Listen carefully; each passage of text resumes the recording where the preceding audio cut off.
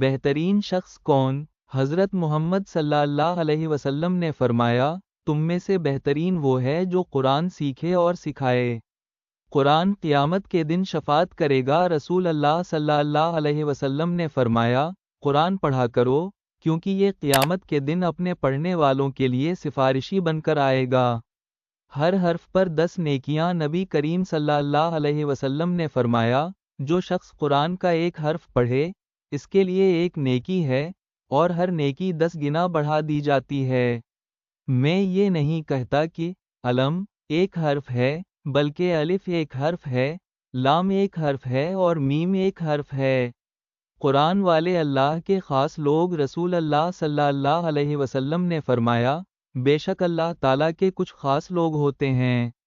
سواد ہے الف بے ہے نے عرض کیا، یا رسول اللہ، وہ کون ہیں؟ آپ صلی اللہ علیہ وسلم نے فرمایا، اہل قرآن، وہ اللہ والے اور اس کے خاص لوگ ہیں۔